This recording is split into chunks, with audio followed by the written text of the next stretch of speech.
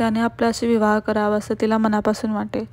तिच्या कृतीतून तिचं शुद्ध प्रेम प्रयत्नाला येई आणि नीलम जिच्यासाठी एका संपूर्ण आर्यकुलाचा संहार झाला, जिच्या प्रेमाची याचना स्वतः पल्लीपती करीत होता, जिच्याशी बोलण्यासाठी तो अधीर होत असे, जिच्या लावण्याची या दस्युसंगात ख्याती होती, ती नीलम देवव्रताला एक क्षणभरही विसंबत नसे.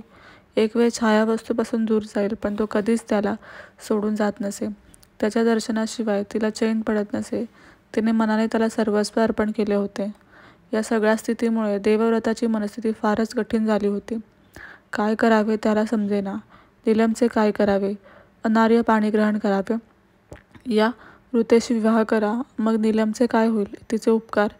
तिने दस्यूपासून आपले रक्षण केले, एवढेच नाही तर ऋतेची अब्रूही अनेक प्रसंगी आपल्या पराक्रमाने वाचवली.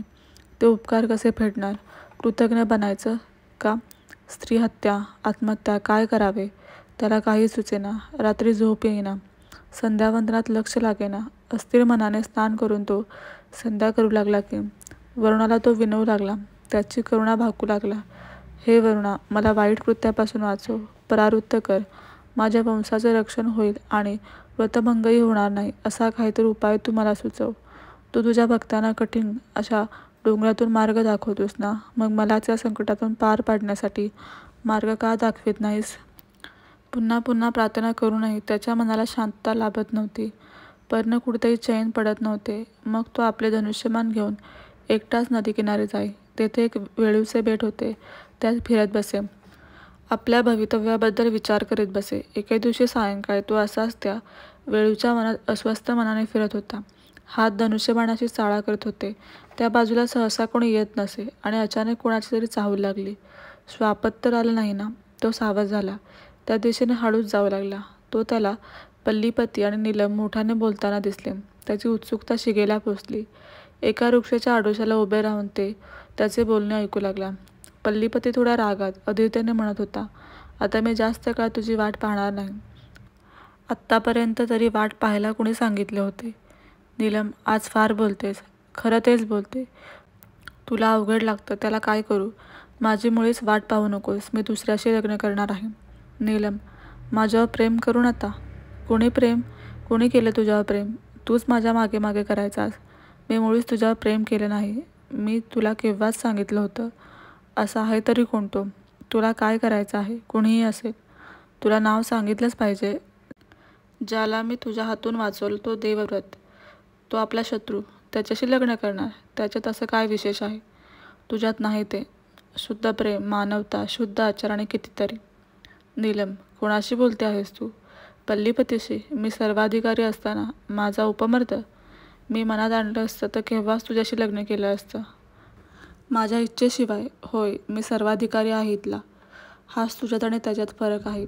पल्लीपती संतापला, रागाने लाल झाला. विवेक संपला आणि तो संतापाने म्हणाला, नीलम, मला तू हवी आहेस आत्ता. तो तिच्याकडे झेपावला. तिचा दंड त्याने धरला. तोच मागणे एक बाण सू करत आला, त्याच्या पाठीत घुसला आणि तो खाली पडला. ते पाहून नीलम घाबरली, भांबावली, गोंधळली. क्षणभर काय घडतं हेच तिला कळेना. तोच देवव्रत पुढे आला. त्याला पाहून ती आनंदली आणि लाजलीही. पल्लीपतीने ते पाहिलं आणि तडफडत प्राण सोडला. ते पाहून दोघांनीही तेथून काढता पाय घेतला. पर्णकुडीत येईपर्यंत रात्र झाली होती. पर्णकुडीत येताच ती अश्रू भरल्या नेत्राने त्याला म्हणाली, मला वाचवण्याच्या नादात तुम्ही हे काय करून बसलात? पल्लीपतीला बाणानं मृत्यू आल्याचं कळल्यावर दस्यूसंग तुम्हाला जिवंत ठेवील का?